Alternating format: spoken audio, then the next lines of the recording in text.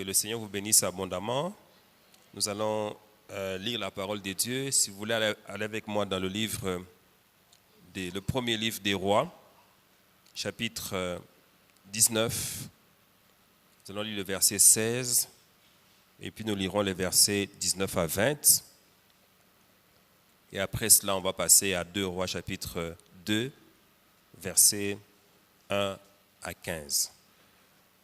Voilà, nous sommes dans 2 Rois, chapitre 19, et nous lisons le verset 16, qui dit ceci: Tu oindras aussi Jéhu, fils de Nimshi, pour roi d'Israël, et tu oindras Élisée, fils de Shaphat, d'Abel Méhola, pour prophète à ta place.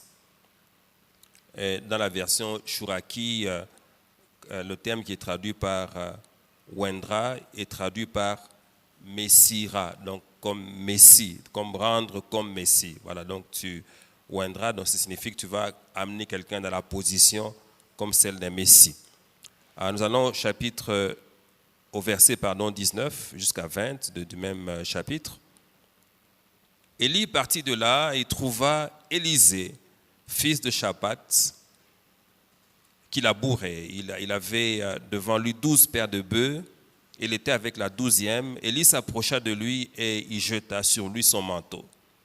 Élisée, quittant ses bœufs, courut après Élie et lui dit: Laisse-moi embrasser mon père et ma mère et je te suivrai. Élie lui répondit: Va et reviens, car pense à ce que je t'ai fait. Alors nous allons maintenant dans 2 Rois, chapitre 2. Et nous lisons les versets 1er jusqu'au verset 15. La Bible dit: Lorsque l'Éternel fit monter Élie au ciel dans un tourbillon, Élie partait de Gilgal avec Élisée. Élie dit à Élisée: Reste ici, je te prie, car l'Éternel m'envoie jusqu'à Bethel. Et Élisée répondit: L'Éternel est vivant et ton âme est vivante, je ne te quitterai point. Et ils descendirent à Bethel. Les fils de prophètes qui étaient à Bethel sortirent vers Élisée, lui dirent: Sais-tu que l'Éternel enlève aujourd'hui ton maître au-dessus de ta tête? Il répondit: Je le sais aussi, taisez-vous. Élie lui dit: Élisée, reste ici, je te prie, car l'Éternel m'envoie à Jéricho. Il répondit: L'Éternel est vivant et ton âme est vivante, je ne te quitterai point. Et ils arrivèrent à Jéricho. Les fils des prophètes qui étaient à Jéricho s'approchèrent d'Élisée et lui dirent: Sais-tu que l'Éternel enlève aujourd'hui ton maître au-dessus de ta tête? Et il répondit: Je le sais aussi, taisez-vous. Élie lui dit: Reste ici, je te prie, car l'Éternel m'envoie au Jourdain. Il répondit: L'Éternel est vivant et ton âme est vivante, je ne te quitterai point. Et ils poursuivirent tous deux leur chemin. 50 hommes d'entre les fils des prophètes arrivèrent et s'arrêtèrent à distance vis-à-vis, et eux deux s'arrêtèrent au bord du Jourdain. Alors Élie prit son manteau, le roula et en frappa les eaux qui se partagèrent çà et là, et ils passèrent tous deux à sec. Lorsqu'ils eurent passé, Élie dit à Élisée: Demande ce que tu voudras ou ce que tu veux que je fasse pour toi, avant que je sois enlevé d'avec toi. Élisée répondit: Qu'il y ait sur moi, je te prie, une double portion de ton esprit. Élisée dit: Tu demandes une chose difficile, mais si tu me vois pendant que je serai enlevé d'avec toi, cela t'arrivera ainsi. Sinon, cela n'arrivera pas. Comme il continuait à marcher en parlant, voici un char de feu et des chevaux de feu les séparèrent l'un de l'autre, et Élie monta au ciel dans un tourbillon. Élisée regardait, criait: mon père, char d'Israël et sa cavalerie. Et il ne le vit plus. Saisissant alors ses vêtements, il les déchira en 2 morceaux. Et il releva le manteau qu'Élie avait laissé tomber. Puis il retourna et s'arrêta au bord du Jourdain. Il prit le manteau qu'Élie avait laissé tomber, il en frappa les eaux et dit: Où est l'Éternel, le Dieu d'Élie? Lui aussi, il frappa les eaux qui se partagèrent çà et là, et Élisée passa. les fils de prophètes qui étaient à Jéricho vis-à-vis, l'ayant vu, dire, l'esprit d'Élie repose sur Élisée. Et ils allèrent à sa rencontre et se prosternèrent contre terre devant lui. Est-ce que quelqu'un peut dire Amen? Je vais parler ce soir sur le thème « Je ne te quitterai point ». Je ne te quitterai point. Alors, cette histoire que vous connaissez probablement déjà, c'est une histoire qui se passe en Israël entre un prophète qui est en train de finir sa course et un autre que le Seigneur établit pour continuer la marche dans son ministère prophétique. Alors, ce qu'on note en ce qui concerne Élie, c'est que c'est un homme qui a marché avec une puissance extraordinaire. Quelqu'un qui était capable d'arriver en Israël et dit « Il ne va pas pleuvoir sinon à ma parole ». Il ne dit même pas sinon à la parole de Dieu, il dit sinon à ma parole à moi. Et effectivement, lorsqu'il a proclamé ainsi, pendant 3 ans et demi, en Israël, il n'est pas tombé de pluie.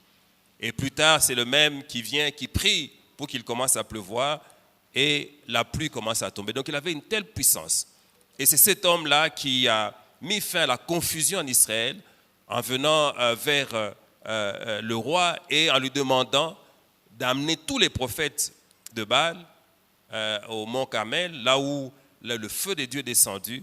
Et comme le feu de Dieu est descendu, selon la prière qu'il avait faite, il avait demandé à Dieu qu'il fasse descendre le feu pour que l'on sache que Dieu est le véritable Dieu et que lui est son serviteur. Eh bien, les gens ont commencé à acclamer de manière automatique et à proclamer que c'était l'Éternel qui était Dieu. Et de telle manière que finalement, Élisée, dans cette atmosphère, a eu la possibilité de dire, écoutez, saisissez-vous des prophètes de Baal et tuez-les. Et les prophètes de Baal ont été ce jour-là exterminés de cette manière. Donc un homme qui avait une puissance extraordinaire. Il a fait des choses qui ont marqué l'histoire d'Israël et l'histoire même du monde entier parce que lorsque vous êtes en train de parler de la puissance, vous ne pouvez pas le faire sans que vous citiez le nom d'Élie. Mais cet homme, après avoir fait des choses extraordinaires, notamment lorsqu'il a fini avec les prophètes de Baal, eh bien, il y a une femme qui parle contre lui, qui lui dit qu'elle est mécontente et elle va réaliser sur sa vie ce que lui il a réalisé contre les prophètes de Baal. Et finalement, à cause de la parole qu'il a entendue, Élie était abattu et il a commencé à demander à Dieu la mort, disant à Dieu qu'il était fatigué et qu'il était resté lui seul prophète, alors que ce n'était pas vrai parce qu'il y en avait plusieurs qui étaient cachés dans les cavernes, lui ne le savait pas, parce que parfois, à cause d'une mauvaise information, tu peux prendre une mauvaise position, il faut savoir ça. C'est pour cela que nous avons intérêt à être bien informés. Et parfois, nous relayons des informations simplement comme on les reçoit, sans avoir le temps de les vérifier. Ici, je donne une exhortation. Lorsque tu reçois une vidéo sur les réseaux sociaux, ne sois pas pressé de l'envoyer aussi aux autres, parce que parfois, une vidéo peut être sortie de son contexte et envoyer un faux message aux gens. Et nous le voyons si souvent, et cet avertissement, il est très utile. Malheureusement, on avertit, mais les gens continuent toujours, surtout s'il s'agit de mauvaises nouvelles, il y a toujours une tendance à relayer ça. Mais rares sont ceux qui relaient les bonnes nouvelles, rares sont ceux qui relaient la parole de Dieu. Alors que le monde n'a pas besoin de mauvaises nouvelles, il y en a déjà assez. Nous avons besoin de bonnes nouvelles pour continuer à vivre. Je vais dire à quelqu'un, si tu n'entends que de mauvaises nouvelles, à un certain moment, tu vas avoir l'impression que ce qui te faut, c'est la mort, alors que le Seigneur a encore besoin de toi pour que tu réalises des exploits. Si quelqu'un peut dire Amen. Donc, Élie était fatigué à cause de cette parole qu'il a entendue. Une parole peut te détruire, une parole peut te mettre KO, une parole peut te mettre à terre. En fait, l'homme a été créé comme ça par le Seigneur. Il fonctionne par la parole. Si on te donne une bonne parole, tu vas te rendre compte que ce jour-là, ta journée va être merveilleuse, tu seras heureux. Même si ce qu'on t'a dit n'est pas encore arrivé à manifestation, mais tu vas déjà sentir cette joie envahir ton cœur à cause simplement du fait qu'on t'a dit, par exemple, demain on va te donner de l'argent. Juste cette bonne nouvelle.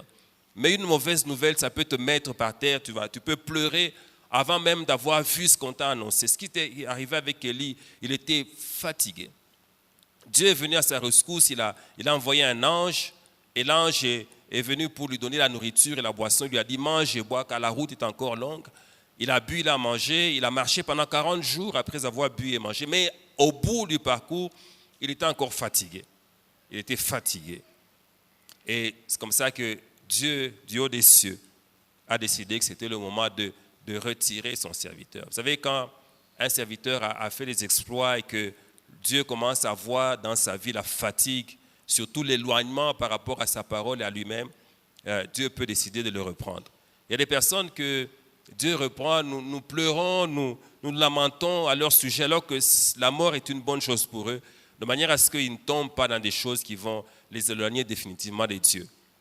Il y a des personnes, ils ont fait tellement de bonnes choses que Dieu tient tellement à leur vie qu'il ne permet pas que ces personnes s'éloignent de lui, qu'elles aillent en enfer. Lorsqu'il se rend compte qu'elles commencent à sortir de ses voies, lui-même s'arrange pour les retirer et les ramener auprès de lui. Ça, c'est le genre de personnes dont on peut dire valablement que Dieu les a fait rentrer à la maison. Dieu fait rentrer parfois certains vaillants à la maison pour qu'ils restent éternellement avec lui au lieu de risquer de perdre leur vie éternelle sur la terre à cause des pressions, à cause des mauvaises choses qui se passent dans leur vie. Donc voilà que Dieu vient vers Élie, lui dit « Ok, ça va, comme tu as demandé la mort, je te l'accorde. » Donc la prière d'Élie a été exaucée, donc Dieu lui accorde de le retirer de la terre, mais certainement pas de le faire mourir comme il le souhaitait. Et Dieu lui demande d'aller oindre d'autres personnes qui allaient continuer le travail qui lui avait été confié. Et c'est comme ça que, entre autres, Dieu lui a demandé d'aller oindre Élisée comme prophète à sa place. C'est l'instruction qu'il reçoit et il marche jusqu'à ce qu'il rencontre Élisée.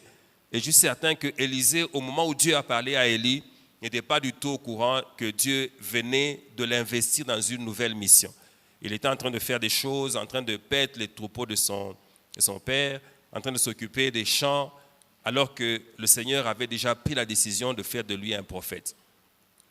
Je suis en train de vouloir faire comprendre à quelqu'un que pendant que tu es ici, on ne sait pas quelle décision Dieu a déjà prise sur ta vie. Peut-être que demain, il y aura autre chose qui va se passer par rapport à ce que tu vis aujourd'hui. Le Seigneur est capable de t'introduire dans une nouvelle dimension du jour au lendemain. Il est capable de le faire. En tout cas, il prend des décisions. Et ici, on se rend compte que Dieu prend des décisions selon les besoins qui se présentent. Donc, il peut y avoir un besoin quelque part et Dieu peut décider que ce soit toi qui ailles là pour répondre à ce besoin-là. Donc là, on voit vraiment la souveraineté de Dieu. Élisée n'a pas prié. Il n'est pas allé en retraite, mais Dieu l'a visité puissamment. Il arrive des moments où, alors qu'on n'a pas fait de grandes prières, alors qu'on n'a même pas cherché une chose, que Dieu nous la donne à cause du besoin, à cause de la nécessité qui se présente quelque part. C'est comme ça que Élisée a été visité par Élie, et Élie a jeté son manteau sur lui. Il a compris. Je suis certain qu'il devait avoir un enseignement qu'il connaissait sur ce sujet-là. Quand un prophète jette son manteau sur toi, cela signifie que tu es recruté pour une nouvelle dimension, à savoir un ministère prophétique. Comme ça que Élisée a compris et il lui a seulement demandé une chose: laisse-moi d'abord aller embrasser mon père et ma mère et puis je vais revenir. Et Élie lui a dit: ok, tu peux aller, mais reviens, n'oublie pas ce que je t'ai fait aujourd'hui. Donc il ne faut pas que tu oublies l'appel que tu as eu aujourd'hui. Et c'est comme ça qu'il a eu l'autorisation d'aller pour dire au revoir à ses parents et de revenir pour aller dans une marche très longue avant que lui-même ne reçoive la puissance qui lui a permis de faire tous les miracles qu'il a fait. Ici, pour dire que, vous savez, il y a des moments où quand Dieu vous appelle, vous êtes obligé de vous déconnecter de ceux qui vous sont chers. Et il y a des moments comme ça, des personnes que le Seigneur appelle de cette manière-là. Il faut s'attendre à tout avec Dieu. Il peut juste te déconnecter de tes parents parce que tant que tu es avec tes parents, ils peuvent t'influencer négativement. Il y en a beaucoup qui n'ont pas pu exercer leur ministère correctement parce qu'ils écoutaient trop leurs parents. Et donc Dieu les a déconnectés. Parfois, ça se passe de manière dramatique. Il y a des personnes qui sont devenues ce qu'elles sont devenues parce que leurs parents sont décédés. Donc Dieu a permis que ce soit comme ça pour que leur appel puisse émerger. Est-ce que quelqu'un peut dire Amen? Quand tu dis Amen, ça signifie que tu es d'accord avec ça. Donc attends-toi à ce que Dieu fasse quelque chose pour t'introduire dans une nouvelle dimension. Alléluia. Alors donc voilà que Élisée entre maintenant dans cette dimension-là où il devient fils de prophète. Donc le Seigneur commence avec lui une marche pour qu'il apprenne comment est-ce qu'on exerce le ministère prophétique.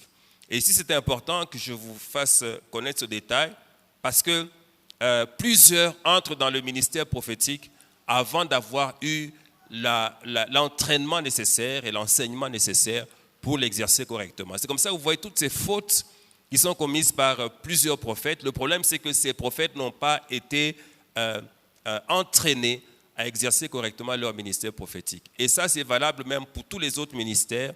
Même si Dieu t'appelle de manière puissante, même si tu vois des anges qui viennent t'annoncer ton appel, tu as besoin d'une formation parce que tu restes un homme. Tu restes une personne humaine et il y a certainement des choses que tu ne connais pas. C'est comme ça qu'il est important d'être auprès de quelqu'un qui connaît et qui va t'entraîner pour te faire connaître. Regardez quelqu'un comme Samuel qui a reçu un puissant appel de Dieu. Et sa mère est allée l'amener là où était le prophète Élie, qui était un homme finissant, parce qu'il ne voyait même plus très bien à son époque. D'ailleurs, lorsque Samuel donc, est entré à l'endroit où Élie exerçait son ministère, eh bien, la parole était rare, donc les visions étaient rares, ce qui fait que c'était comme s'il y avait une espèce de disparition de la gloire de Dieu. Alors, c'est dans ces conditions-là qu'on l'amène auprès de quelqu'un qui a déjà fini sa mission sur la terre. En tout cas, le Seigneur a décidé de l'arrêter. Il est arrivé là et malgré que c'était là qu'il y avait l'arche de Dieu, là, à cet endroit-là, mais il ne connaissait pas Dieu. La gloire était là, mais il ne connaissait pas Dieu. Et quand Dieu l'a appelé, quand Dieu a cité son nom, il ne savait même pas que c'était Dieu qui parlait. Il pensait que c'était un homme qui parlait. C'est comme ça qu'il est allé auprès d'Élie pour répondre, jusqu'à ce qu'Élie a compris que c'était Dieu. Et il lui a dit, la prochaine fois, si tu entends encore la même voix, dis, voici ton serviteur est là. Et c'est comme ça que quand il a répondu, a commencé alors en ce moment-là une communication directe entre le prophète Samuel et Dieu lui-même. Donc il a fallu que Élie lui dise ça pour qu'il sache ce qu'il fallait faire. Vous savez, quelqu'un peut avoir marché, fait des choses avec le Seigneur et peut-être en train de finir son parcours. Je vais te dire une chose, si tu es sage, ne le méprise pas, parce que c'est peut-être lui qui va te dire qu'est-ce qu'il faut faire pour que tu entres dans la prochaine étape de ton ministère. Mais parfois, on a même des qualificatifs. Quand on voit un homme de Dieu qui a servi le Seigneur, qui ne fait plus d'exploits comme avant, on commence à l'appeler au ex-ouin, on commence à le mépriser, on commence à dire, ah non, vous savez que nous sommes plus loin que lui. Vous savez qu'il n'y a que Dieu qui sait déterminer quelle est la dimension de l'onction qui est sur la vie de chacun d'entre nous. Donc, il ne faut pas avoir cette prétention de dire, non, moi, je suis plus loin que lui. Tu peux faire peut-être des choses plus que telles, mais ça ne signifie pas nécessairement que tu es plus loin, parce que de toutes les façons, c'est lui qui agit, c'est Dieu, ce n'est pas toi. Tu es juste un instrument, donc sois modeste. D'ailleurs, vous allez savoir que celui qui est modeste, sa modestie est un signe qu'il a cru, il a grandi en maturité. Quand quelqu'un n'a pas grandi en maturité, il manque de modestie. Il a l'impression que ce qui se fait, c'est par sa force, c'est par le fait qu'il a prié, par le fait qu'il est exceptionnel, alors que devant Dieu, il n'a pas la même valeur. Le Seigneur peut nous utiliser et à un certain moment décider d'utiliser quelqu'un d'autre. C'est ce qui s'est passé avec Élie. Élie a fait ce qu'il a fait, mais à un certain moment, Dieu a choisi quelqu'un d'autre. Et la mission a continué. Dieu, lui, n'échoue pas. Un homme peut échouer, mais Dieu, lui, n'échoue pas. Il a toujours une solution de remplacement, toujours. Il n'est jamais à court de solutions. Alléluia. Et d'ailleurs, ça devrait réconforter quelqu'un. Je t'annonce que Dieu n'est pas à court de solutions dans ta vie. Il a des solutions pour tous les problèmes que tu as. Il a des solutions. Et le moment venu, il va manifester ces solutions-là et tu vas être dans une très grande joie. Donc voilà que Élisée va auprès d'Élie et une marche commence.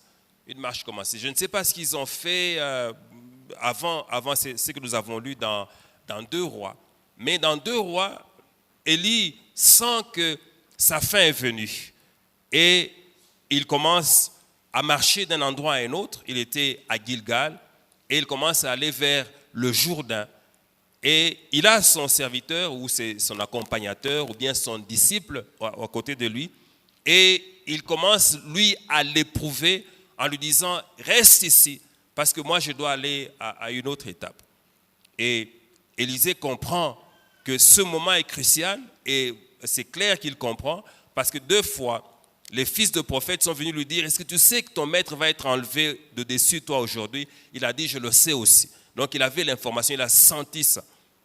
Vous savez que lorsque vous êtes connecté à Dieu, il y a des choses, même si vous ne savez pas vraiment les expliquer, mais vous sentez ça. Vous sentez qu'il y a quelque chose que Dieu est sur le point de faire. Et pendant ces moments-là, il faut être à la bonne place pour recevoir ce que Dieu veut réaliser dans sa vie. Voilà, on peut être à la maison et puis on sent qu'on doit aller à une prière. Si tu sens ça, va à la prière là. Va à la prière là, il y a quelque chose que Dieu va accomplir avec toi, cette prière là. Ouais, si tu sens que Dieu te demande de bouger, bouge. C'est comme ça qu'on réalise des grandes choses. C'est en se laissant simplement conduire par le Saint-Esprit et en bougeant selon les orientations du Saint-Esprit. Donc parfois ce n'est pas très fort, mais tu vas sentir ça comme une petite voix qui te dit dans ton cœur, fais ceci. N'hésite pas, fais ça et tu verras les grands résultats qui vont venir de là.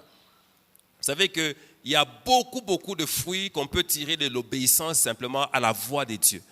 Plusieurs résistent à la voix de Dieu, préfèrent obéir à la voix de leur chair, alors que Dieu leur parle clairement de ce qu'il veut qu'ils accomplissent. Mais à un certain moment, il se passe en eux comme une discussion interne. Et malheureusement, il y en a plusieurs qui décident d'obéir à la voix de la chair. Et la chair ne peut que t'entraîner dans une mauvaise direction. Et parfois, c'est la chair qui t'amène à la mort. Il y a des moments où tu as des choix importants de la vie. Des choix importants de la vie. Je vais te dire une chose. Chaque fois que tu es dans une telle situation, fais attention, obéis à la voix de l'Esprit. Et pour savoir que c'est l'Esprit qui te parle, il y a seulement une chose. Tu vas sentir que si tu veux aller dans cette direction que l'Esprit t'a indiquée, tu te sens libre, tu te sens en paix et tu sens même une certaine joie dans ton cœur. Si tu sens ça va dans cette direction-là, tu verras la main de Dieu. Alors, Élisée, comprenant ce qu'il fallait faire, lui dit, non, je ne vais pas te quitter. Je continue à marcher avec toi. Et ils partent de Gilgal vers le Jourdain. Alors, tous ces endroits par lesquels ils sont passés ont une signification. Quand vous allez dans le livre de Josué, et vous allez retrouver le passage qui parle de Gilgal, nous sommes là dans le Josué chapitre 4, et vous lisez les versets 9 à 10. Alors, ce passage-là, qui parle de Gilgal, non, 19 à 20, pardon, 4, 19 à 20, ce passage-là nous montre une chose importante, c'est que lorsque Israël a traversé le Jourdain pour entrer dans la terre promise, après la traversée, il y a eu comme un moment de pause. Dieu a demandé que son peuple s'installe d'abord à Gilgal, et le mot Gilgal signifie rouler, et Dieu leur a dit, je vais rouler de dessus de vous la honte qui vous couvre. Donc je vais enlever la honte avant que vous ne puissiez commencer la conquête du territoire que je vous ai accordé. Donc Dieu a pris tout le peuple et l'a fait s'installer, ou l'a poussé à s'installer à Gilgal. Et qu'est-ce qui s'est passé à Gilgal? Dieu a donné une instruction à Josué, il a dit, ici, tu vas circoncire tous les enfants d'Israël, parce que ceux que tu as avec toi aujourd'hui, ce sont ceux qui sont nés dans le désert. Ceux qui sont sortis d'Égypte étaient déjà circoncis, mais ceux qui sont nés dans le désert ne l'ont pas été. Donc c'est le moment pour les circoncire. Ça signifie que pour mettre sur eux la marque de l'alliance, avant qu'ils ne puissent commencer le combat pour la conquête de la terre que je vous ai réservée. Donc le Seigneur a demandé cela. Et c'est comme ça que ce peuple est allé là. Josué a circoncis les gens qui étaient là. Quand vous lisez cette affaire, vous allez vous rendre compte que parfois c'est même un peu, ça peut vous faire rire. Ça signifie qu'on a circoncis les gens, certains de 40 ans, certains de 29, certains de 30. Donc tout ce monde-là a été circoncis. Et ils se sont arrêtés là jusqu'à ce qu'ils guérissent. Donc avant la guérison, pas de conquête encore. Et lorsqu'ils étaient guéris, alors à ce moment-là, la conquête a commencé. Alors ici, il y a un point important à relever, c'est que tous ceux qu'on a circoncis, ce sont des gens qui sont nés dans la gloire de Dieu. Ils ne sont pas nés dans l'esclavage de l'Égypte. Ils n'étaient pas là lorsque le peuple de Dieu était dans l'esclavage. Ils sont nés dans le désert. Le désert, c'est vrai que c'est un endroit chaud, c'est un endroit où il y a des scorpions, c'est un endroit où il y a du sable. Mais eux, dans le désert, ils ont vu la gloire de Dieu. Parce que dans le désert, pour Israël, il y avait une atmosphère particulière créée par Dieu. C'est comme ça que pendant la journée, il y avait la nuée qui les couvrait, donc c'était comme une climatisation pour qu'il n'ait pas très chaud. Et pendant la nuit, parce qu'au désert, la nuit, il fait très froid, il y avait une colonne de feu. C'était ça. Et c'est dans le désert qu'il y avait la manne, dans le désert qu'il y a eu des cailles, dans le désert que Moïse est monté à la montagne, où il a eu la révélation sur l'alliance de Dieu avec son peuple.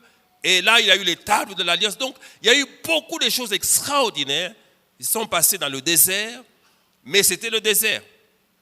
Et il fallait aller à la conquête parce que le désert était un lieu de transition pour que le peuple entier puisse entrer dans la terre que le Seigneur avait promise aux aïeux ou aux pères de ces enfants-là. Alors ici, ça me donne à vous faire, à attirer votre attention sur une chose.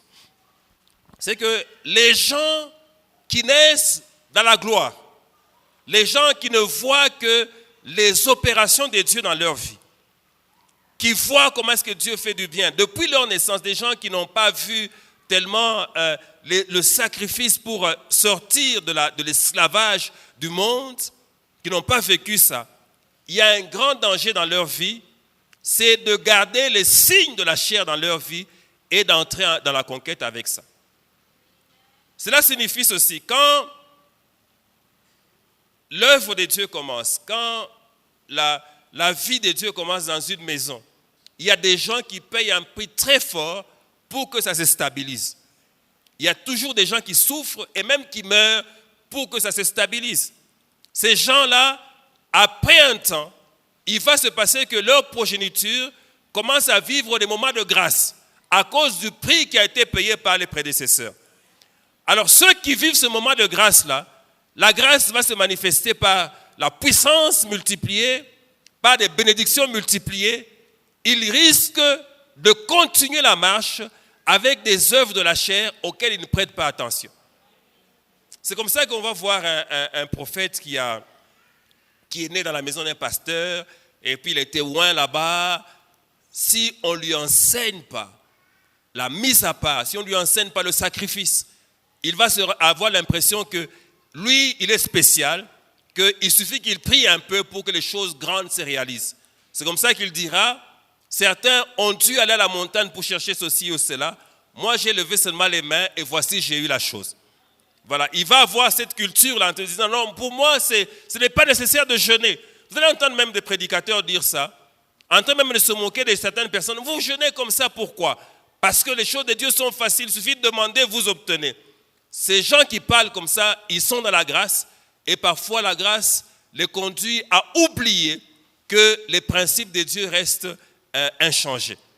On ne peut pas servir Dieu avec, au même moment, des œuvres de la chair manifestes dans sa vie. On ne peut pas. C'est pour cela qu'il est nécessaire, si tu es dans cette catégorie, à un moment de t'arrêter et de t'interroger sérieusement sur ta vie, sur ton engagement vis-à-vis de Dieu et surtout sur ta mise à part. Est-ce que tu es connecté au monde ou tu es connecté à Dieu? On ne peut pas être les deux. On ne peut pas être les deux. Si on est connecté au monde, on n'est pas connecté à Dieu. En tout cas, on ne l'est pas suffisamment. Amen. Ici, si tu as un enfant, toi tu es chrétien, tu as un enfant qui est né alors que tu as fait beaucoup de sacrifices, fais attention, si tu laisses cet enfant-là en train de vivre comme il vit, tu le laisses à la disposition de la télévision, tu ne t'occupes pas de lui enseigner la parole, surtout tu ne lui parles pas de la sanctification, cet enfant risque un jour de commettre des erreurs graves qui vont le disqualifier des voies que le Seigneur lui a indiquées. Il faut nécessairement, à un certain moment, s'arrêter. Et ça, je voudrais dire même à ceux qui ont fait beaucoup de choses avec Dieu, qui ont fait des exploits avec Dieu. Même si tu en as fait beaucoup, tu as des grands témoignages, il est nécessaire que de temps en temps, tu t'arrêtes et que tu examines ta vie. Est-ce que tu es toujours en ordre avec Dieu? Est-ce que tu marches toujours selon les préceptes de Dieu ou bien tu t'en es déjà écarté? Ce n'est pas parce que tu fais des miracles que Dieu est d'accord avec ta marche. Ce n'est pas parce que tu prophétises que Dieu est d'accord avec ta marche. Il faut t'examiner, il faut t'arrêter, il faut checker. Regardez, est-ce que tu es toujours en train de craindre Dieu comme avant? Nous nous rendons compte aujourd'hui de beaucoup de choses graves. Des personnes qui vivent la puissance de Dieu, mais qui sont au même moment puissamment dans le péché. et qui ont l'impression que Dieu ne se préoccupe pas de leurs péchés. Dieu, il trouve ça normal parce que ce sont eux qui sont concernés. Écoutez, une chose bien aimée, c'est que lorsque vous marchez comme ça, sachez qu'un jour vous pouvez être surpris par une décision de Dieu qui vous met de côté définitivement. C'est comme ça que Jésus dit que lorsqu'il reviendra, il va trouver des gens qui vont lui dire « Non, nous avons prophétisé en ton nom, nous avons opéré des miracles en ton nom. » Et il va leur donner la réponse suivante « Arrière de moi parce que je ne vous ai jamais connu. » Jamais connu. Bien aimé, on ne connaît pas un bon serviteur, on ne le reconnaît pas par les prophéties qu'il donne avec exactitude, on ne le reconnaît pas par les miracles qu'il accomplit. Un bon serviteur, on le reconnaît par la vie qu'il mène. C'est comme ça que la Bible dit, vous les reconnaîtrez par leurs fruits. Ce sont les fruits que tu produis qui montrent si tu es vraiment avec Dieu ou si tu t'es déjà écarté des voies de Dieu. Alléluia. Voilà que donc, nous partons de là. C'est le point de départ. Il faut être en ordre avec Dieu. C'est alors qu'on peut vivre les autres étapes. Alors, Élisée, suivant Élie, va avec lui la prochaine étape, et la prochaine étape s'appelle Bethel. Et lorsque vous lisez la parole de Dieu, nous sommes dans Genèse 28, vous allez vous rendre compte que Bethel a une signification particulière, notamment lorsque vous liez Bethel à ce qui s'est passé avec Jacob qui était en train d'aller vers Laban, vers la maison de Laban. Il s'arrête à un endroit fatigué, il pose sa tête sur une pierre pour se reposer. Et ça, c'est toujours, on ne le dira jamais assez, c'est exceptionnel. Il y a des fatigues comme ça, donc tu es fatigué, tu peux poser la tête n'importe où tu dors. Comme on m'a parlé de quelqu'un qui pouvait poser la tête tellement il était fatigué sur un diffuseur, donc comment est-ce qu'on appelle aussi, baffle. Il mettait sa tête là, il y avait de la musique, mais il dormait là. Donc il y a des gens comme ça, donc un sommeil, tu dors, malgré tout ce qui peut se passer, là, ça ne te réveille pas. La fatigue, parfois, elle est jusqu'à ce point-là. Alors, il s'est tellement fatigué et il a placé sa tête sur une pierre et il a dormi. Et là, il a eu un songe, une échelle, des anges qui montaient, qui descendaient. Et le Seigneur lui a parlé à cette occasion-là. Il a traité alliance avec lui dans ce songe-là. Alors, lorsqu'il se réveille, il dit, « Oh, ce lieu est redoutable. Parce que Dieu est ici et moi, je ne le savais pas. » Vous savez, bien aimé, parfois, on est tellement habitué à certaines choses qu'on ne reconnaît même plus que les endroits dans lesquels nous sommes sont des endroits qui sont saints. Oui, qui sont saints parce que Dieu est là. Et quand Dieu est là, ça signifie qu'on a en fait la possibilité d'avoir solution à tout problème. Le problème, c'est la manière dont nous nous approchons de ces lieux-là. Un lieu comme celui-ci, là où nous sommes. Bien aimé, je vais te donner un conseil. Ne viens pas comme si tu allais au marché ici. Ici, quand tu viens, sache que tu viens à la rencontre, non pas avec le pasteur, non pas avec un homme, mais c'est à la rencontre avec le Dieu vivant. Le même dont la Bible parle, le véritable, c'est celui-là de qui tu t'approches et il est capable de te faire beaucoup de bien. Il est capable de résoudre ton problème, celui qui t'a compliqué pendant 20 ans, 30 ans. Il peut le résoudre même aujourd'hui si tu veux. Le Seigneur, il veut simplement que quand on vient, on ait cette pensée-là qu'on vient pour s'approcher du roi des rois. On vient avec cette mentalité-là. C'est comme ça que Dieu est capable de toucher profondément la vie de quelqu'un qui vient avec ça. Vous savez que quand quelqu'un jeûne et prie, lorsqu'il va dans un lieu de prière, il est facile que là, le Seigneur lui parle. Il est facile que là, on lui donne une prophétie qui peut être la solution à tous les problèmes qu'il a eu avant. Vous allez voir que lorsque vous êtes en prière, le Seigneur manifeste comme une grâce à votre égard. Parce que vous êtes en prière, vous êtes en fait préparé pour écouter, votre esprit est prêt pour recevoir de la part du Seigneur. Alléluia. Et voilà donc que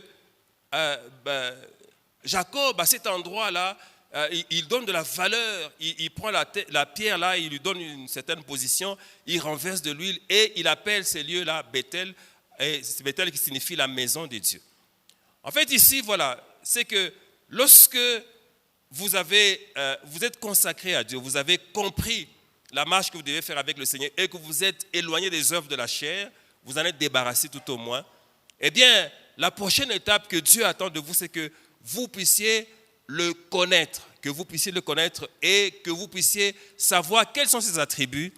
Et cela vous permet de savoir à quoi est-ce que vous pouvez vous attendre lorsque vous vous approchez de lui. Et la connaissance de Dieu s'acquiert dans un endroit là où la parole de Dieu est enseignée. Alléluia. Donc il faut identifier là où vous pouvez recevoir l'enseignement avec comme objectif de connaître Dieu. C'est ce qui est le plus important. Vous savez qu'aujourd'hui on court pour aller recevoir des miracles, on court pour aller recevoir des biens, et même des gens courent pour aller recevoir des prophéties. Je vais vous dire une chose, vous savez que lorsque on te donne une prophétie publique, et les hommes qui sont là entendent, et les sorciers qui sont là écoutent, et le diable écoute, et les démons écoutent. C'est comme ça qu'il s'est passé ceci, c'est que ceux qui ont reçu des prophéties publiques, ils ont reçu également beaucoup de combats. Alors, on aime bien ça. Moi, je préfère que tu cherches une prophétie en privé. Parce qu'au moins là, c'est peu de gens qui sont concernés ou qui entendent, et tu auras moins de combats à cet endroit-là. Mais bon, ça fait toujours plaisir aussi, pour certains c'est comme une justification. Ah oui, Dieu m'a justifié, c'est vrai, c'est bon. Aux yeux des gens, tu as une certaine valeur, mais le problème ce n'est pas seulement cet environnement, c'est que tu reçois là, c'est la suite qui est la plus importante. Qu'est-ce qui va arriver à ta vie après? Vous savez que si tu reçois une prophétie en public et puis tu ne pries pas, tu vas vivre le contraire de ce qu'on t'a annoncé. Parce que le diable va faire tout pour que ton témoignage soit le contraire de ce qui a été annoncé, de manière à ce que Dieu paraisse comme étant menteur. Il va y mettre toute son énergie. Donc c'est mieux que tu reçoives une prophétie en privé. Mais si tu la reçois publiquement, la prochaine étape, c'est qu'il faut que tu pries pour l'accomplissement. Et que tu sois dans une vie de sanctification. C'est alors que tu verras l'accomplissement. Sinon, il n'y aura pas d'accomplissement. Donc Dieu veut que tu sois dans un endroit où on t'enseigne ses voies, où on t'apprend à le connaître lui, où on t'apprend à connaître sa parole, à approfondir la connaissance.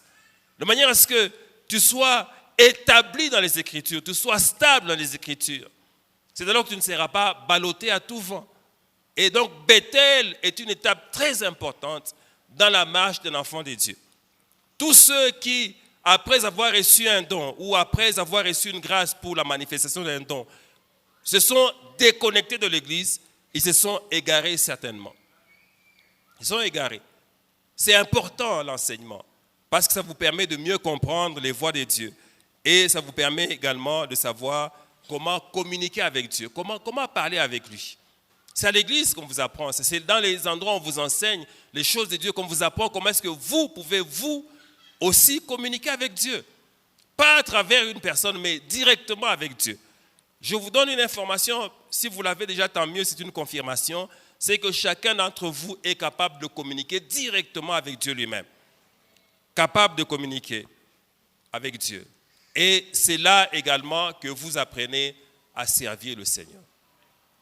À servir Dieu. C'est dans la maison de Dieu qu'on apprend à servir Dieu. Vous savez que si vous êtes isolé, il y a des choses que vous allez manquer, c'est la formation pratique à travers le frottement avec les gens.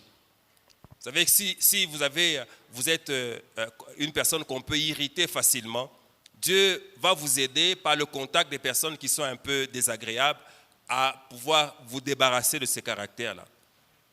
Amen. Donc Dieu peut permettre qu'il y ait un frère impoli à côté de toi. L'objectif de Dieu, c'est que ce frère-là t'enseigne, ou pas ce frère-là, tu apprennes à être calme même quand tu es dérangé. Alléluia. Parfois, tu peux même trouver ça un peu exagéré, mais c'est comme ça parce que Dieu aussi, il sait que ta colère aussi est exagérée. Donc, il faut que ce soit ça. Quelqu'un qui te manque du respect alors que partout on te respecte, mais celui-là, lui, il te parle n'importe comment. Tu vas voir, tu es là, alors que tu es une femme respectable, quelqu'un s'approche de toi et te dit, « Des comment ?» Tu te dis, « Seigneur, est-ce que je ne peux pas taper ce frère ?» Dieu te dit, « Non. Ne le tape pas, mais bénis-le. » Amen.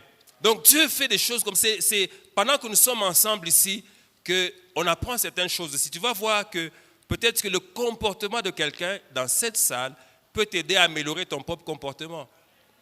La manière de parler d'une personne ici peut t'aider aussi. La manière de s'habiller d'une personne peut t'aider aussi à savoir comment t'habiller.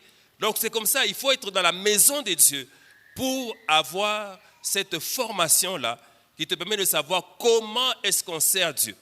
Les préceptes sur le service dans le temple de Dieu, on les apprend lorsque on est en communauté en train de travailler pour le Seigneur. C'est très important cette phase. C'est comme ça que vous allez vous rendre compte que lorsque Dieu a fait son église, a commencé son église, là vous êtes dans Actes des Apôtres, l'église primitive, vous allez vous rendre compte que Dieu a d'abord mis tout le monde ensemble avant de la dispersion. Et là, ils avaient les enseignements et Dieu insiste qu'ils pratiquaient la communion fraternelle, la fraction du pain.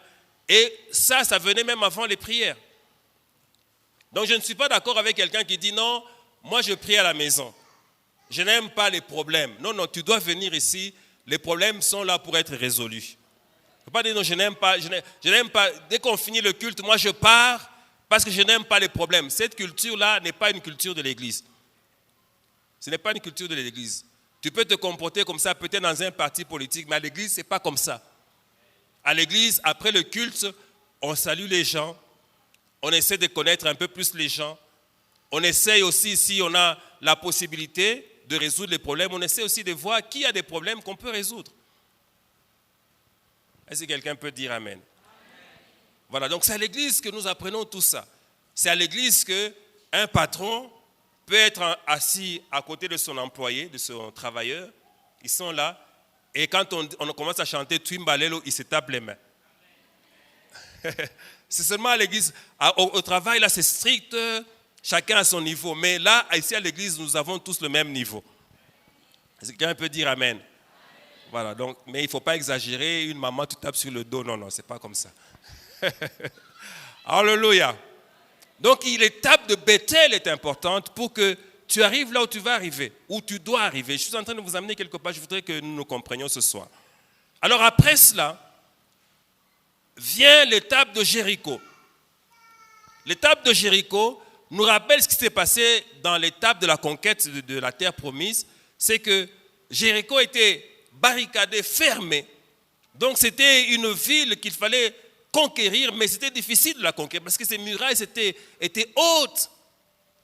Et là, c'est l'étape où il fallait combattre pour conquérir la ville. C'était le premier combat qu'il fallait engager. Mais ce combat-là avait la particularité qu'il devait être mené avec les directives de Dieu. Voilà, ici c'est important. Quand tu es en train de marcher avec le Seigneur, que tu saches une chose. La première, c'est que tu saches que les combats, il y en aura. Donc, il faut que tu combattes. Deuxième chose, c'est que tu saches que pour combattre efficacement, il faut combattre en écoutant Dieu. Amen. Et c'est très important de savoir ça. Vous savez, je vais vous dire une chose, c'est très important. C'est que plusieurs ne parviennent pas à arriver là où ils doivent arriver parce qu'ils ne combattent pas. Plusieurs, lorsqu'ils ont vu les démons à l'œuvre, ont abandonné la marche. Ils se sont retirés, il y en a même qui ont fui. Ils sont comme ces espions qui ont dit, on ne peut pas conquérir cette terre parce qu'il y a des géants là-bas. À nos yeux et aux leurs, nous étions comme des sauterelles. Et voyez l'ordre qu'ils ont donné aux choses. Ils ont dit d'abord, à nos yeux, nous-mêmes, nous étions comme des sauterelles et à leurs yeux aussi. Je voudrais dire à quelqu'un, si à tes yeux tu es comme une sauterelle, n'attends pas que nous te considérions comme un lion. Voilà, ça dépend de toi. Donc si tu dis toi-même que tu es une sauterelle, donc tu es une sauterelle. Voilà, donc ça commence par toi. Donc donne-toi toi-même de la valeur. Tu es enfant de Dieu, tu n'es pas n'importe qui. Et tu as Christ en toi. Et tu es oint pour réaliser des exploits. C'est comme ça d'ailleurs que je vous ai donné la traduction de Chouraki, où quand Dieu demande à Élie d'aller oindre Élisée, il lui dit tu vas messiller Élisée. Tu le messieras. C'est comme ça que c'est traduit dans Chouraki. C'est très important pour dire que tu es spécial parce que tu as Dieu en toi, tu as l'onction de Dieu sur toi. Donc que les démons ne t'intimident pas. Si tu vois une chose négative, combat-la. Ne reste pas là assis en disant non, j'ai vu que j'allais mourir. Donc je crois que j'allais mourir. Si tu dis que tu crois que tu vas mourir. Mais si tu vois la mort, quand tu te lèves, tu commences à refouler la mort. Tu dis à la mort, ô mort, où est ton aiguillon, où est ton pouvoir? La mort a été engloutie dans la victoire. Et tu chasses la mort. Si tu vois la pauvreté, chasse la pauvreté de ta vie. Vous savez, quand Dieu nous montre des choses, ce n'est pas pour que nous soyons affaiblis, c'est pour que nous sachions qu'est-ce que nous devons combattre. Que nous soyons conscients des choses qui dérangent nos vies. Si tu vois toujours, tu es dans ta famille d'origine, commence à prier pour te détacher de là. coupe les liens avec la famille d'origine. Donc c'est ça la prière que tu dois faire pendant ce temps. Ne dis pas non, pour moi c'est comme ça. Non, non. Moi je connais la volonté de Dieu sur ta vie. Cette volonté est exprimée clairement. Il dit ceci: bien-aimé, je souhaite que tu prospères à tous égards et que tu sois en bonne santé comme prospère l'état de ton âme. C'est ça la volonté de Dieu sur ta vie. Dieu ne t'a pas appelé pour que tu souffres. Il ne faut pas dire non, peut-être que cette écharpe ici que j'ai, c'est comme celle de Paul. Non, si c'est ça, Dieu va t'en parler. Si Dieu ne t'a pas dit, ne prends pas une écharpe qui ne vient pas de Dieu. Ne te laisse pas dominer par le diable. Ne te laisse pas dominer par les problèmes. Lève-toi et détruis toutes ces choses-là. Il faut combattre, bien-aimés. Et Dieu veut que nous soyons des gens forts dans ce domaine-là, que nous ayons une mentalité forte. Si aujourd'hui je vois comment attaquer, je me suis réveillé un peu fatigué, je commence, j'attaque et je me dis que c'est fini. Mais quand je dors, je vois que ces choses reviennent, je ne me dis pas non, non, si c'est revenu, c'est que c'est fini. Non, non, non. Demain ou le même jour, je me réveille encore, je combats encore. Si tu continues à combattre, tu vas finir par avoir la victoire. Tu vas avoir la victoire. Ça peut prendre un jour, ça peut prendre 2, 1 mois, je ne sais pas, mais tu finiras par avoir la victoire.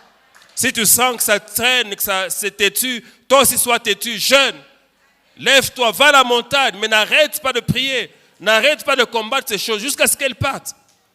Il y a des gens à qui le Seigneur a fait grâce juste parce qu'ils ont décidé de monter, d'aller à la montagne. Un jour, en disant, Seigneur, je vais là toute la journée pour que ce malheur s'arrête. Et en descendant de la montagne, ces gens ont été bénis. Il y en a qui ont été bénis en faisant une retraite. Seigneur, je m'enferme pendant 2 semaines et je veux que ce problème se termine. 2 semaines après, le problème est parti. Dieu veut simplement que tu sois déterminé. C'est comme ça qu'il permet qu'il y ait des situations qui sont comme fermées, comme barricadées. Mais Dieu t'a donné la capacité de combattre et de vaincre. Sois seulement attentif. S'il te dit, écoute, dans cette situation ici, ne jette pas des pierres, mais jette simplement du pain. Jette du pain. Oui, parce que parfois, il y a des situations où quelqu'un peut te détester. Dieu te dit, toi, ne va pas lui montrer que tu es fâché, que tu es mécontent. Va seulement l'embrasser. Dès que tu embrasses la personne, le problème est résolu. Dieu peut te donner de telles instructions. Sois seulement attentif. Ne fais pas les choses en disant, non, moi, j'ai toujours agi comme ça. Non, non, non, non. Sois connecté à Dieu, écoute Dieu. C'est Dieu qui sait comment tu vas vaincre dans ce combat-là. Et puis après Jéricho, vient l'étape du Jourdain. L'étape du Jourdain. Le Jourdain rappelle beaucoup de choses. Quand je me souviens du Jourdain, je me souviens de ce que lorsque Israël a traversé le Jourdain, c'était le début d'une nouvelle étape de la vie. C'était le désert d'abord, c'était toute cette marche en tournant en rond pendant 40 ans. Mais quand Israël a traversé le désert, a commencé la conquête de Canaan. Donc quand arrive le temps du Jourdain, cela signifie que c'est le moment où tu vas commencer une nouvelle phase de ta vie. C'est le moment où il y a un chapitre qui va se fermer et un autre chapitre va s'ouvrir. Le Jourdain me rappelle également ce qui s'est passé avec Naaman. Nous sommes là dans 2 Rois 5. Lorsqu'il va auprès d'Élisée et qu'Élisée l'envoie au Jourdain pour aller être purifié, il dit non, non, non, non, moi je n'irai pas là parce que le Jourdain a des eaux qui sont sales alors que d'où je viens, des eaux qui sont propres, qui sont limpides. Le Jourdain, c'est un défi où Dieu te dit, écoute, va dans telle direction, mais toi, tu as l'impression que ce que Dieu dit n'est pas censé. C'est le défi de l'obéissance à Dieu, mais une obéissance qui est aveugle, une obéissance qui est même un peu comme inintelligente. C'est ça le moment du Jourdain. Il arrive des moments où, dans ta marche, Dieu va te dire, fais telle chose. Ça n'a pas l'air sensé, mais c'est la chose qu'il faut faire. Le Jourdain me rappelle également, quand nous lisons dans Matthieu 3, que c'est l'endroit où Jésus est venu pour être baptisé. Et lorsqu'il arrive, Jean-Baptiste lui dit, non, non, non, non, moi je ne peux pas te baptiser, je ne peux pas, parce que tu es tellement élevé, parce que je sais que je ne suis même pas digne de dénouer tes sandales. Je suis en train d'étendre un peu ses propos, mais je mets un peu comme dans sa compréhension. Je ne suis pas digne. Jésus lui dit, non, non, non, non, non, baptise-moi, parce qu'il est bon que nous accomplissions tout ce qui est juste. Donc c'est l'endroit où malgré tout ce que tu connais, malgré tous les enseignements qui t'ont été donnés, c'est comme si ce que tu allais faire était en contradiction avec toutes tes convictions. C'est ça le Jourdain. Le Jourdain, en fait, c'est l'endroit de la mort, parce que nous parlons du baptême, c'est mourir avec Christ et ressusciter avec lui. Il y a des moments où le Seigneur va te mettre dans une situation comme de mort. Une situation où tout le monde t'oublie, une situation où tu n'as plus ce que tu avais, tu n'as plus l'argent que tu avais, tu n'as plus les relations que tu avais, une situation où tu es humilié, une situation où parfois tu es comme perdu. Le Seigneur t'envoie jusque-là. Et c'est un peu comme si le Seigneur t'a amené à la croix. À la croix avant la gloire. T'amènes là. Il y a des choses où tu vas même prier pour dire, Seigneur, est-ce que tu peux éloigner cette coupe de moi? Dieu va te dire, non. Il faut que tu passes par là. Il faut que tu passes par là. Parce que quand tu passeras par là, tu vas être changé en une autre personne. Et ils arrivent au Jourdain. Et là, s'accomplit un miracle. Les eaux s'ouvrent et ils passent. Alors, Élie qui disait à Élisée, rentre. Mais là, il lui dit, écoute, demande-moi tout ce que tu voudras, cela te sera accordé. Tout ce que tu voudras. Alors, j'aime bien ce que Élisée demande. Il ne demande pas les habits d'Élie, il ne demande pas les chaussures d'Élie, il ne demande pas quelque chose de physique. Il demande ceci, il dit, je voudrais avoir le double de l'onction qui est sur toi. Parce que Élisée a déjà la révélation que l'onction peut amener toutes ces choses-là. Quand quelqu'un est loin, il peut avoir des voitures qui viennent à cause de l'onction qu'il a. Il peut avoir des maisons à cause de l'onction qu'il a. L'onction brise les joues. L'onction aussi amène dans la dimension de l'élévation. L'onction te justifie. L'onction t'élève et t'amène dans une situation où tu te réjouis du fait d'appartenir à Dieu. Et donc, il se dit, ce qui est important pour moi, c'est l'onction. Je voudrais dire à quelqu'un ceci, quand tu auras prochainement un temps de prière, ne demande pas les habits, demande l'onction. Oui, quand tu auras des moments de retraite, demande simplement que Dieu te oigne. Et lorsqu'il t'aura oigné, des choses vont changer dans ta vie. Alléluia. Il demande l'onction, double portion. Et Élie lui dit, tu demandes une chose difficile, mais j'aime bien, je voudrais compléter, mais pas impossible. Moi, j'aime des gens qui peuvent entendre la présence de Dieu et demander des choses difficiles. Des choses difficiles, des choses grandes. Ne viens pas dans la présence de Dieu pour demander des petites choses parce que tu as un Dieu qui est grand et il sait accorder des grandes choses. Demande des montagnes, demande des choses telles que lorsque tu les obtiendras, tout le monde dira que c'est Dieu qui te les a données. Dieu aime des gens qui demandent comme ça. J'aime bien une prière que David faisait. Il dit, Seigneur, si j'ose demander telle chose, si j'ose, c'est parce que tu me l'as promise. Donc il demande une grande chose, il dit, Seigneur, si j'ose demander ça, c'est parce que toi tu en as parlé. Je veux que tu commences à réclamer à Dieu ce qu'il t'a déjà promis. Même si c'est grand, comment, demande ça à Dieu, insiste pour dire, Dieu, je prie parce que toi-même tu me l'as promis. Parce que tu m'as dit que tu allais le faire, j'insiste que tu le fasses. Tu m'as dit que tu ferais de moi un ministre, Seigneur, je veux que tu fasses de moi un ministre. Je veux que ça arrive maintenant, Seigneur. Donc tu pries, tu insistes, tu supplies. Dieu va t'ouvrir une porte parce qu'il aura compris que tu auras compris un principe. Parce qu'en rappelant à Dieu sa parole, tu mets Dieu dans une position où il ne peut que t'exaucer. Alléluia. Il demande double. Alors, j'aimerais que tu fasses attention à la réponse d'Élie. Élie lui dit, ce que tu demandes est difficile, mais voici. Tu l'obtiendras si tu me vois pendant que je serai enlevé. Mais si tu ne me vois pas, tu ne l'obtiendras pas. J'aime la foi de certains qui demandent que Dieu leur donne tel manteau, le manteau de tel, le manteau de tel. Je vais vous dire une chose. Ce qui a permis à Élisée d'avoir le manteau d'Élie, c'est le fait qu'il a vu pendant qu'il partait. Ouais. C'est le fait qu'il a été persévérant. Et le fait qu'il a fait toute cette marche avec lui. Je vais être simple avec toi. Si tu veux recevoir la double portion de l'onction qui est sur moi, il faut que tu me vois pendant qu'il sera en train de partir. Si tu ne me vois pas, tu n'auras pas. Ça signifie que si tu quittes mon environnement, tu n'auras pas. Si à cause de ce que tu as vu dans ma vie, une faiblesse, tu me fuis, tu n'auras pas. Même si je te fais pression de me quitter, continue à marcher avec moi. Avec l'objectif que je veux avoir le double de ce qu'il a. Continue à me servir, continue à m'honorer. C'est comme ça que le Seigneur te donnera. En fait, la clé, ce n'était pas dans le manteau, la clé était dans le fait de suivre Élie jusqu'au bout. C'est là qu'il y avait la clé de la double portion. Bien aimé, si Dieu t'a déjà placé devant quelqu'un et il t'a dit que c'est par lui que tu seras béni, ne quitte pas cet homme-là. Sois avec la personne partout. À moins que la personne elle-même se déconnecte de Dieu, abandonne les choses de Dieu. Tant que la personne là a quelque peu, ou quelle que soit la manière dont les choses se présentent, la connexion avec Dieu, sois là. Bouge avec la personne. Si la personne te dit non, je vais telle part, reste, dit non, non, je ne te quitterai pas. Jusqu'à ce qu'on arrive jusqu'à l'endroit où tu seras enlevé. Quand la personne est enlevée, alors en ce moment-là, tu as droit au manteau. Tu as droit au manteau et la double portion commence à fonctionner. Et Dieu ne peut pas avoir des limites à donner l'onction à quelqu'un qui a compris. Si tu as compris, il y a des choses que tu feras qui vont même dépasser ton propre intelligence. Le Seigneur veut seulement que dans ta tête, tu arrives au niveau où il veut que tu arrives. Le reste viendra facilement. Il veut être sûr que tu as compris. Par exemple, les millions que tu cherches là, Dieu veut être sûr que tu as compris que s'il te les donne, ce sera pour son œuvre.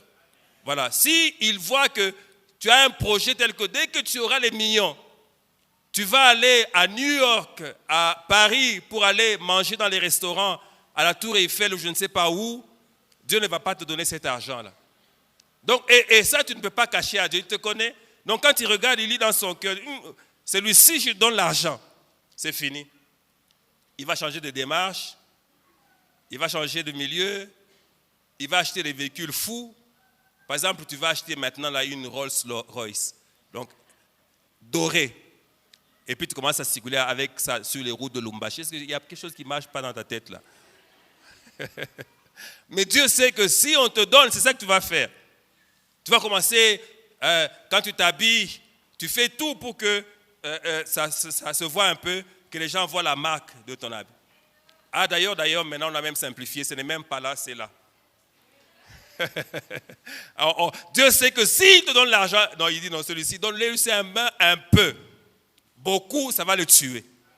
Donc il regarde tout ça. Mais le jour où il verra que tu as compris très bien la leçon, il va te donner des millions, ce ne sera pas un problème pour Dieu de te les donner. Vous savez que Dieu peut organiser pour toi une rencontre qui t'amène des millions. Il peut organiser que dans une réunion où on parle de millions, que tu sois seulement là et qu'on te dise, mais toi tu ne dis rien, écoute, viens aussi dans ce projet. Il peut organiser ça, ce n'est pas compliqué pour Dieu. Mais il a besoin de comprendre que lorsque tu auras, tu vas continuer à craindre Dieu, tu vas continuer à aller à l'église, tu vas continuer à t'accrocher à lui. Et c'est ainsi que tu vas voir la gloire en train de monter jusqu'à ce que tu ailles dans les hauteurs les plus élevées. Donc ça dépend de toi. Est-ce que quelqu'un peut dire un grand Amen? Est-ce que nous pouvons acclamer la parole de Dieu?